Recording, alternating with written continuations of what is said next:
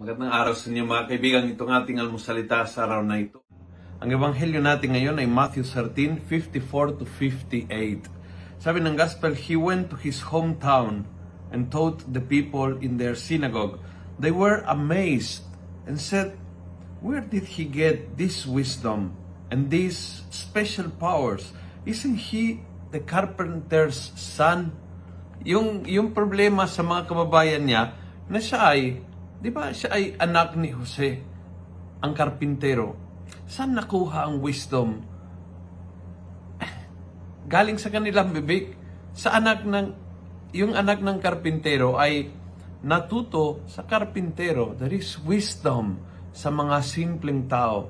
Ang lalim po ng karunungan sa mga taong tapat sa Diyos. Sinabi ng ebanghelyo na si Jose ang isang lalaking tapat, isang lalaking matino. Sa kanilang pananampalataya ay talagang matuwid. Sa mga taong simpleng may pananalig, may katapatan at matuwid, maraming pwedeng matutunan.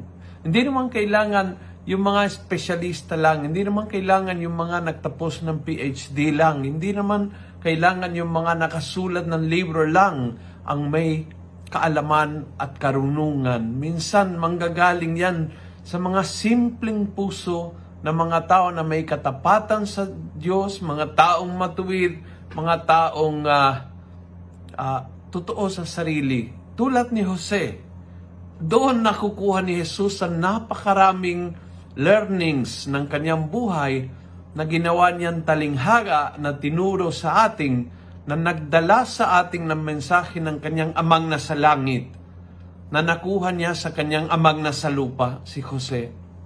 Sana po, ngayong araw na ito, matuto tayo magpahalaga sa mga simplicity ng mga tao sa ating kapaligiran. Parents, grandparents, kasambahay, mga simpleng empleyado sa trabaho, mga maliliit na kapitbahay sa ating, sana matuto tayo na there is a fountain of wisdom kapag ang tao ay simple, matuwid, tapat sa Diyos. Maraming matututunan sa mga tao na yan.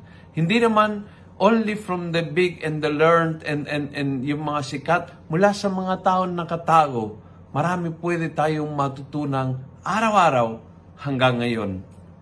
Kung nagustuhan mo ang video ito, pass it on. Punuin natin ang good news ang social media. Gawin natin viral. Araw-araw ang salita ng Diyos. And God bless.